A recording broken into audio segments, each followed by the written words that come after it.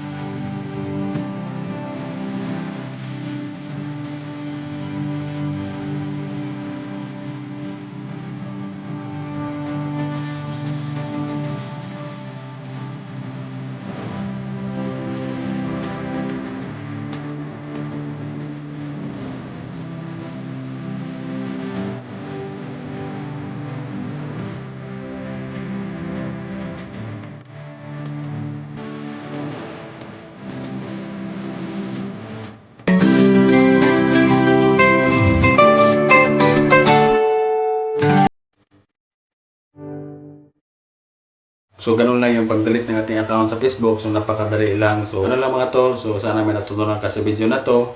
So, maraming salamat sa mga sumusuporta sa channel ko, tol. Maraming salamat sa inyo. So, magkita-kits tayo sa susunod na video.